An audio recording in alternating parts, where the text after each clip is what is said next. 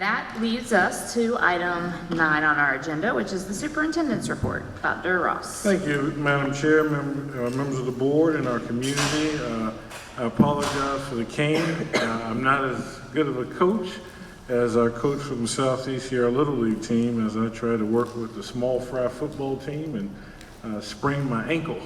So I'll just sit out for the rest of the year and let our very valued coaches do their work, and I'll stay in my position. But it is an honor to be here with you today to present our superintendent's report with our focus on our 3 critical questions of why we do this work, our vision question, how we accomplish this work, our mission question, and what have we accomplished, our outcomes of our strategic plan. Our vision, that we love and grow our students. Our vision, that we stay focused on academic, social, emotional growth and development. And then our outcomes are matched by our strategic plan. So what does that look like? We have 2 performance goals that outline what it means to be loved in our schools, and that's our school climate strategies and our teacher admin quality strategies. And we have 2 goals that outline what it means to grow in our schools, to demonstrate demonstrated academic growth, our student achievement, as well as our gifted and talented goals. And I'd like to talk about what we have deemed this year as the growing season, because District 5 of Lexington and Richland counties is truly growing.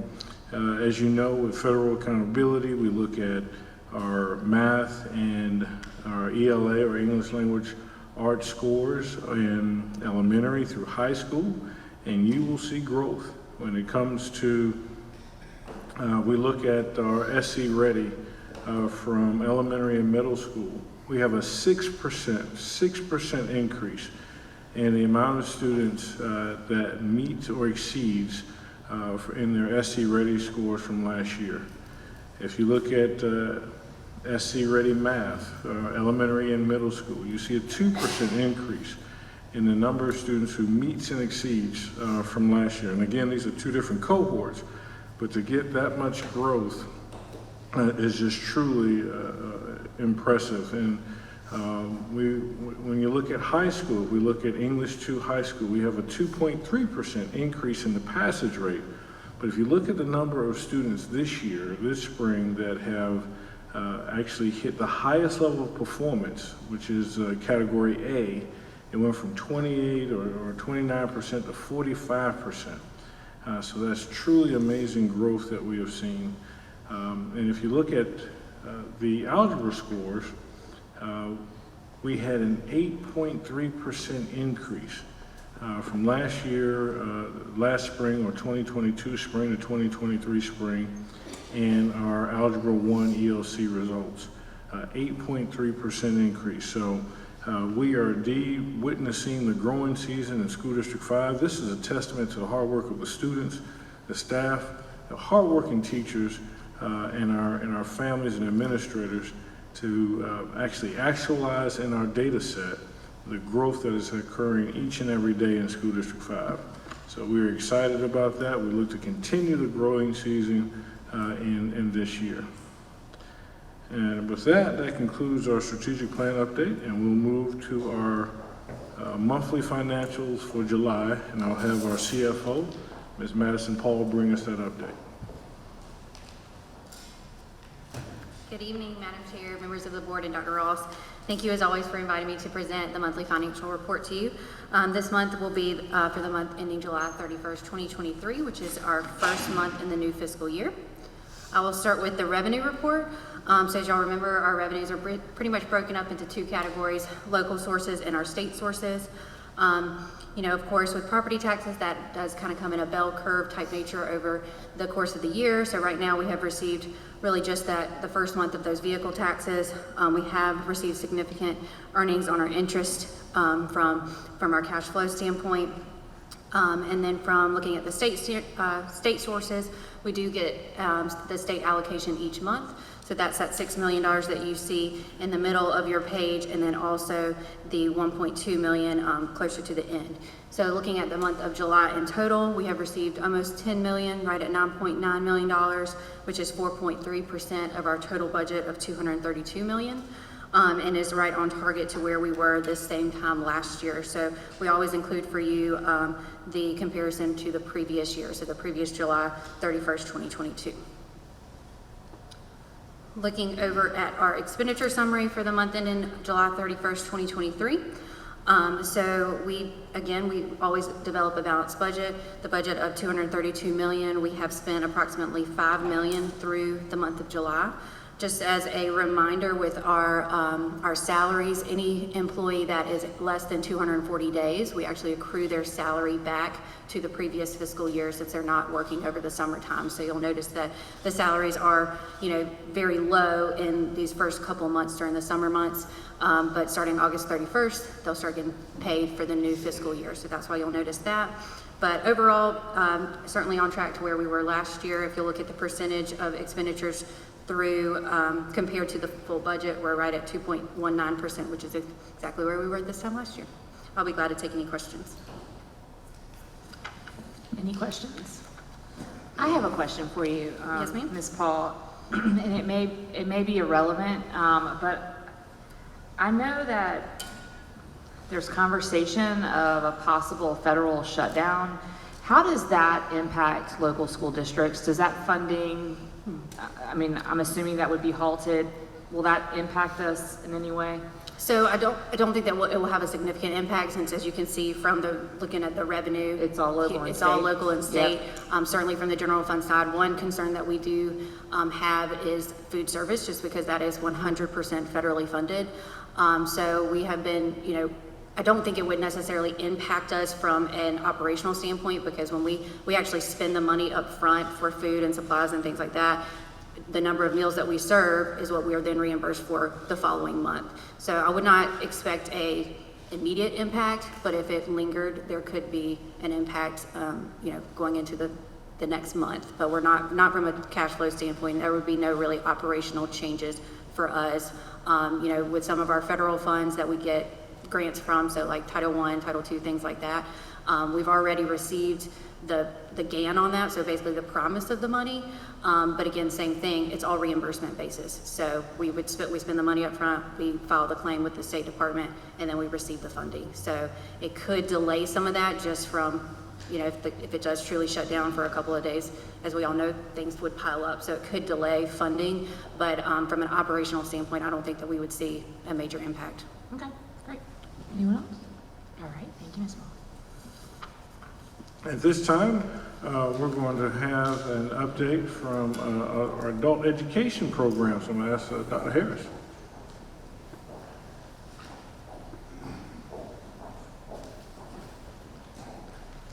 Good afternoon, board members, as well as Dr. Ross and community. It's certainly a great privilege and pleasure to introduce and share the podium with Ms. Paula Wright, who's the director of the adult education program here in School District 5. And as she comes, we certainly like to take opportunity where she will share with you a series of very exciting events that have taken place over the course of the past week or so, as well as other events and activities that she would like to share with you. And as she comes to the podium, I take privilege also to share that she has also been nominated as Director of the Year here in South Carolina through our SCASA, and certainly look forward to a very favorable outcome in regard to her receiving that honor. Ms. Paula Wright.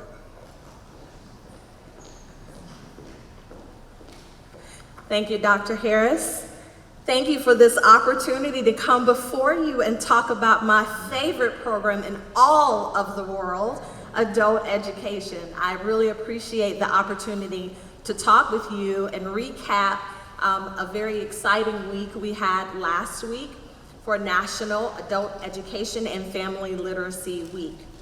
So I think I changed with this. Okay. National Adult Education and Family Literacy Week is both a celebration and a recognition of the importance of adult and family literacy. Truly, it is impactful for our community when adults and children are able to read together and learn together.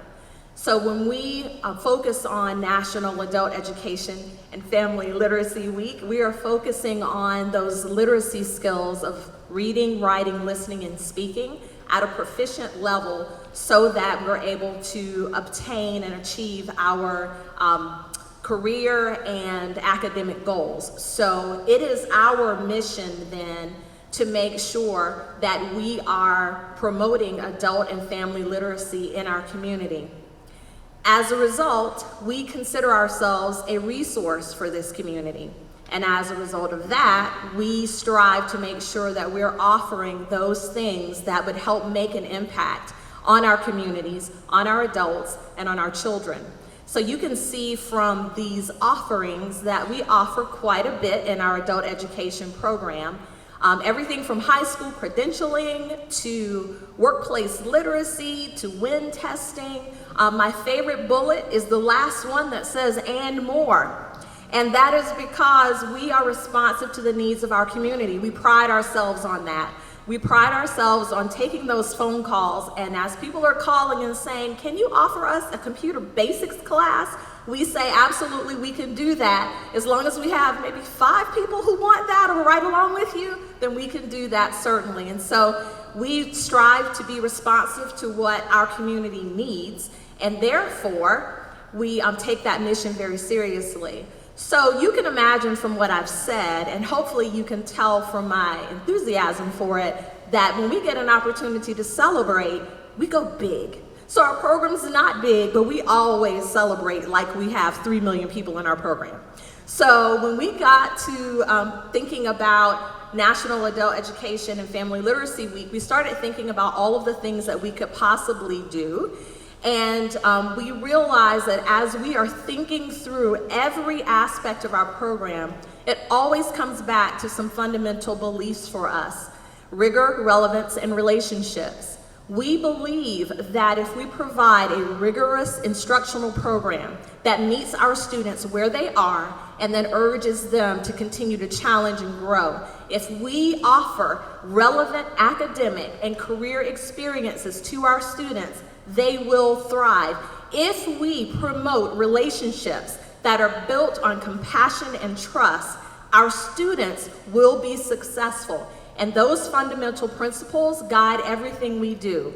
So when we went big in our National Adult Education and Family Literacy Week thoughts, we sent out this flyer that gave an overview of the events that we wanted to offer over the course of the week. Some of the events were internal and others were external, and we invited the community to come in and join with us. So you will see that every day we offered a different activity for both our students as well as the community, but we focused on a literacy skill every day. So for example, on Monday we focused on reading, and so we did drop everything and read. We did that actually every day for the first 15 minutes of class.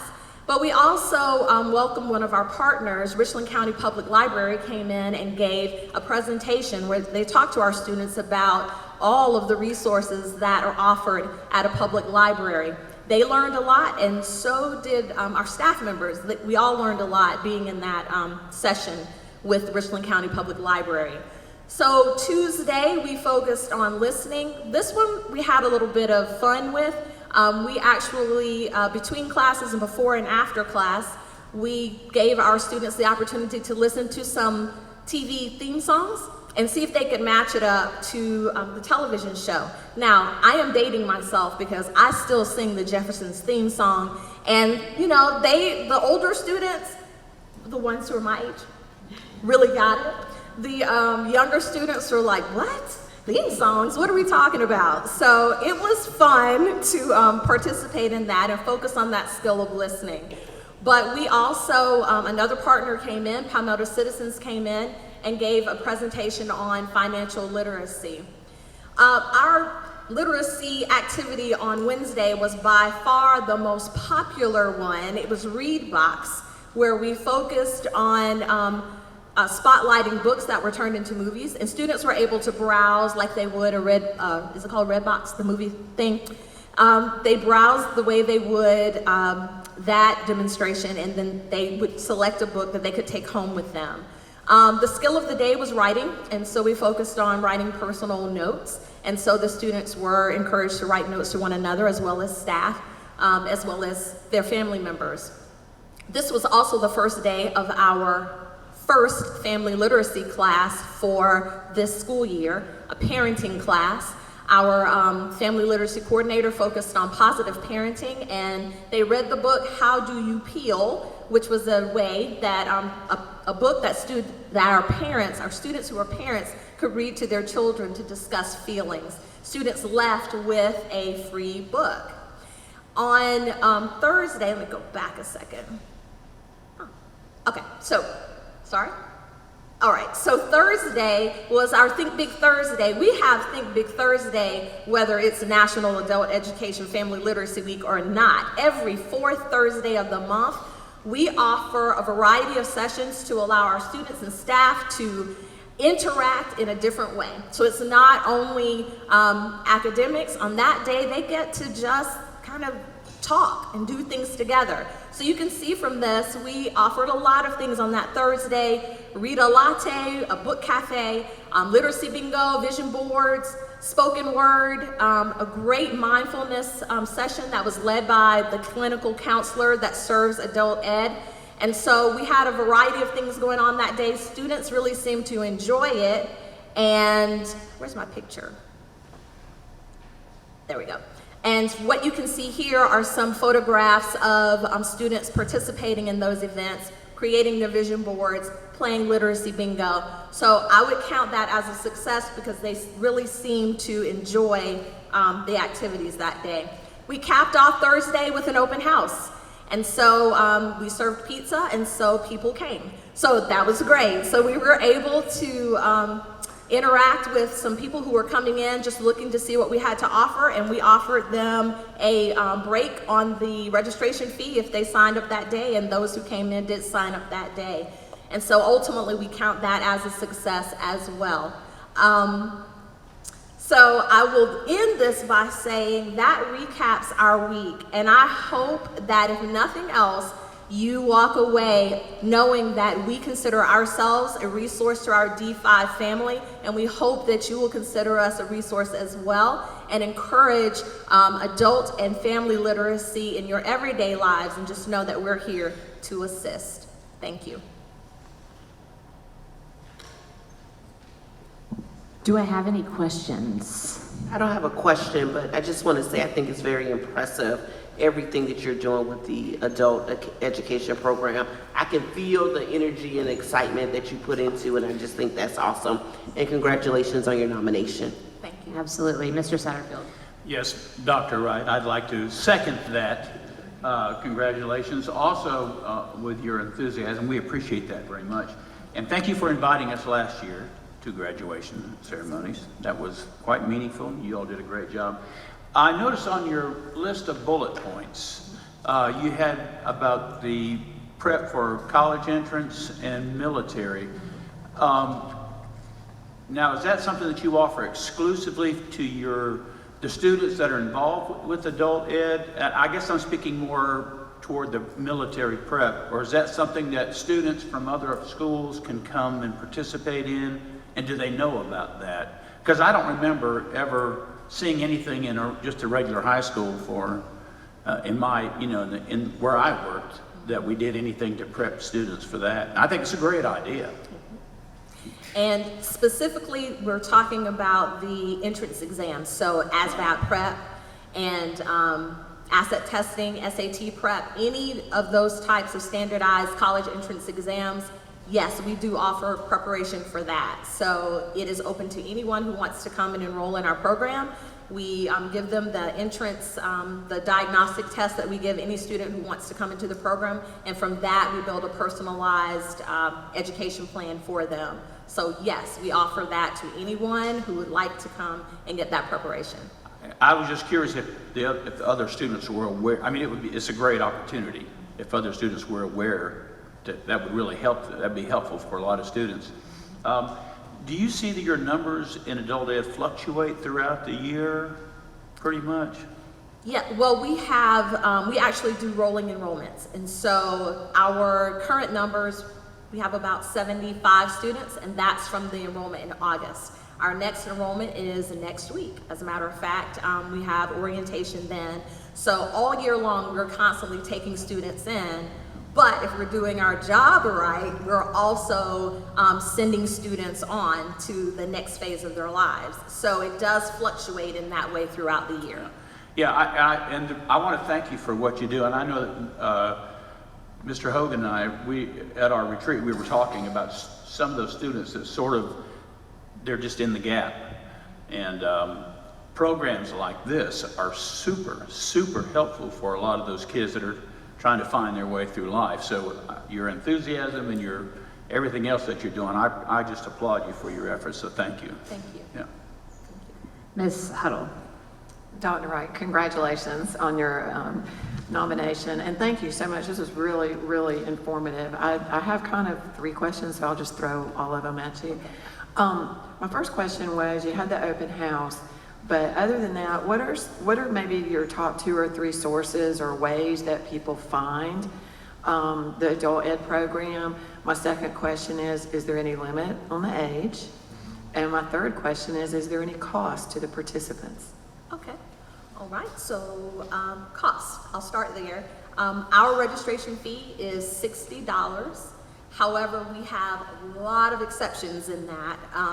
It just depends. So like I said, with open house, we waive the fee on that. So generally speaking, it is $60, and that's whether you're coming into the adult basic ed side or the ESL side. The limit on age, we take students who are 17 and older with special circumstances. We have taken a couple of 16-year-olds, but by and large, the youngest students that we have, typically 17. There is no limit in terms of how seasoned you might be and come to us. We've had graduates, I think in my time, maybe the most senior graduate, 57, which is not at all seasoned at all. So there's no limit to that. However, we have had students to come into the program who are a little bit older, but they don't go through graduation. They may come for other things. As I mentioned before, students can come to us if they want career prep, so not everyone is looking to get a credential. And then your first question regarding how people learn about us, by and large, we have a partnership with our sister schools in this district, so we got a lot of students just from this community by word of mouth, by our website, through social media, and then just through our partners in the various schools, as well as in our division and just with the district office just in general. But I will say that is an area that we really want to improve upon. It's just getting the word out so that people know exactly where we are. So lots of people don't know where we are and exactly what we're doing in the community. Anyone else? Well, I would like to say congratulations to you, Dr. Wright, for your accomplishments, and your enthusiasm is contagious. I feel like we all need to stand up and do a cheer after your presentation. So I'm going to turn that responsibility over to Trustee Scully, who has the last comment. Thank you. I was just going to your point about getting the word out. Do you contact or ever get in touch with groups like St. Vincent de Paul or Lions Club or anything like that to help spread the word? Thank you. Thank you. All right, anyone else? All right, well, thank you very much. Thank you so much, Director Wright, and this is a great presentation. I always had the opportunity to see the graduation. It is an amazing experience as the students give their flowers to those who have helped them along the way. And of the 3 R's, I think the R of relationships, it was a common theme of that experience. Everyone said and these are adult learners, they needed someone that knew them, knew their story. It was the relationships that got them through the rigor. It was the relationships that made everything relevant. And so we thank you for making those relationships very, very strong. Along those same lines of preparing students, this is a sensitive trigger here, preparing students for college and career readiness, we wanted to reach out to our parents to ask, what are some things that we can do, to Mr. Satterfield's point, to better articulate and show the options that we have for our students. And so we started out with we call it the Stop, Start, Continue activity with our parent advisory. And some of you may have been in and out of these meetings. And we asked them, what are some things they wanted to see started? What are some things that they wanted to see stopped in our district? And what are some things that they wanted to see continued? I'll start with the continue. They said, we appreciate the magnet and choice offerings. And again, in our parent advisory, this operates as the Senate of our parents here. They represent all of our schools, our PTSOs and SSEs. They come together and they work in teams. And so they build from their individual school to a area consensus, and then they do a district-wide consensus. And this gives us an opportunity to see where we should focus. They said, continue with the safety and security preparations, continue with the parent education through communications, our curriculum nights. They want us to continue with the Stop It app and teacher support and pay. When we asked them about practices they wanted to see stopped as a consensus, it was the varying grading practices. And we're going to be bringing to you updates on our grading policies that we were working on. But tonight I want to talk about what they said they wanted to see started. And it was about communicating pathways for success for their children. They said that it's a very noisy world in which we live in as parents. There's a lot of things that are happening in our households. And of all of the information that is out there, how can you help us navigate our children through that? If you're aware, on our district webpage, we have our district course catalog. And so about 500 pages of very great information, but it's very hard to consume this. And so our goal was to automate this information with an app that we would create that would be available through iOS or Android, that would help navigate through the academic, co-curricular, extracurricular opportunities available for our district children. And so our goal was that parents could individualize their plans based on the information that we had available. So there were 3 outcomes based on the 3 questions. We wanted this device to do 3 things: guide, show post-secondary options, advise, recommend the best course of action, and provide essential information. And we were going to design the app to play off of a board game that we might have played during the COVID years. This is deep in the closet for us, but if you remember playing the game of life, you had to make 2 decisions right off the bat. Do I start my career and get paid immediately, or do I start college and pay into the bank? Well, when I played it with my kids, they all chose career, and I said, well, I know how this game is played. I chose college. And so at the end, when we got to retirement, I had more money. That's not reality today. That's not how this game needs to be updated. And so right now, both options lead to success.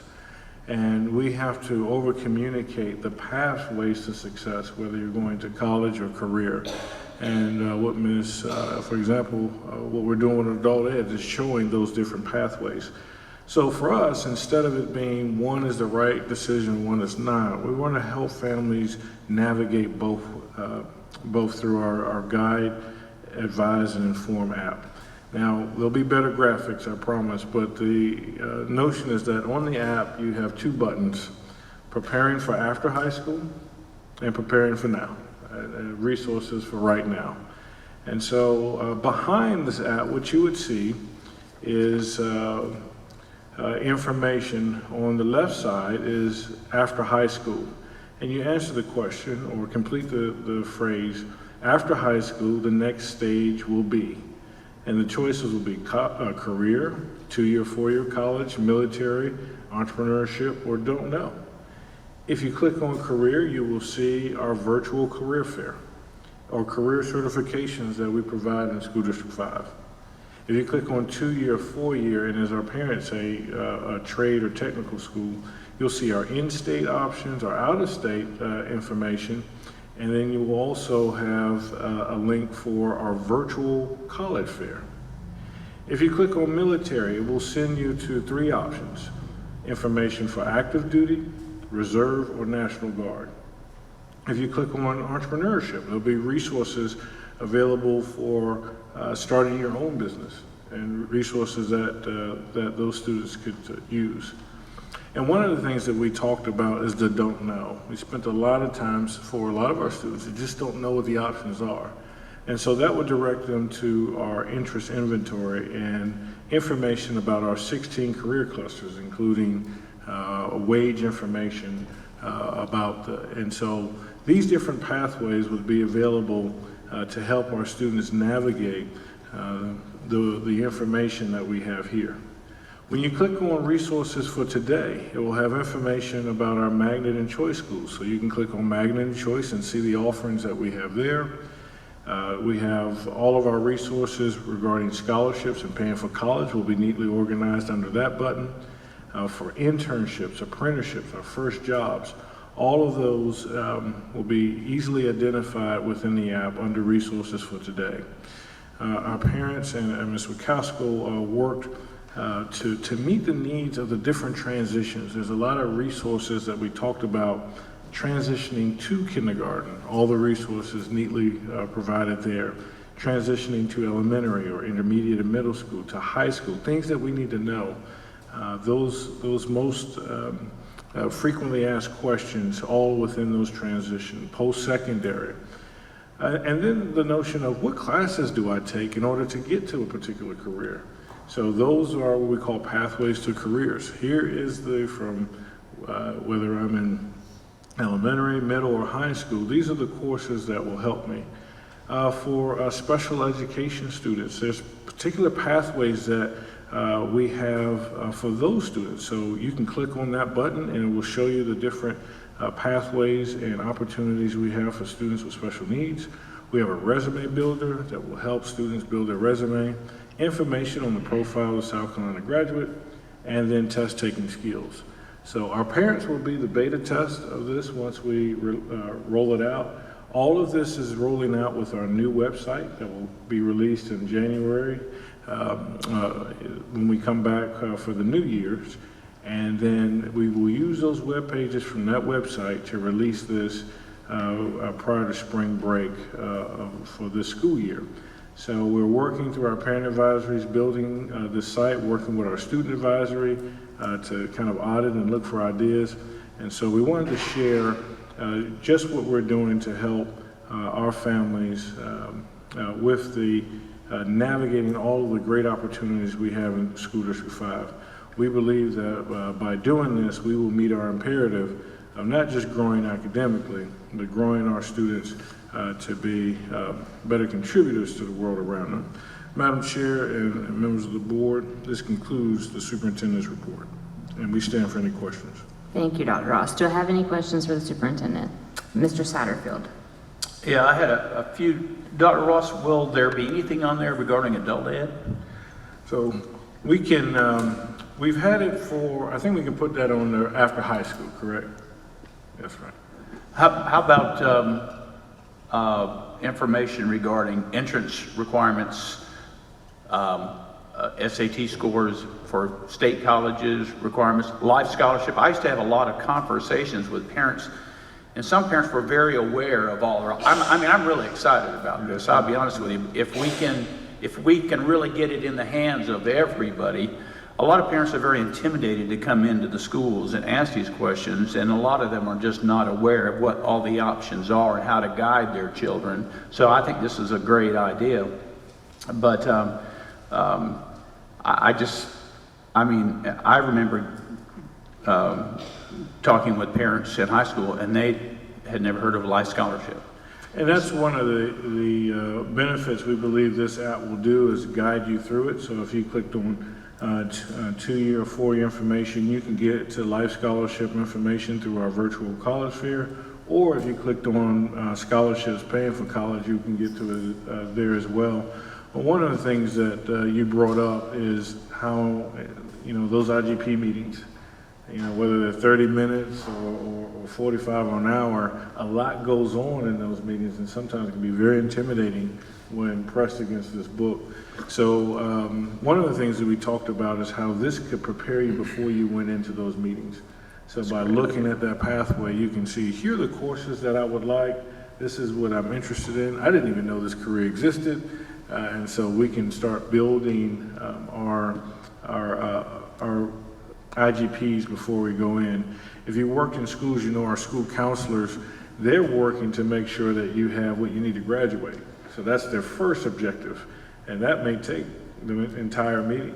So this allows them to plan, okay, we have what we need to graduate, now let's talk about what you need afterwards.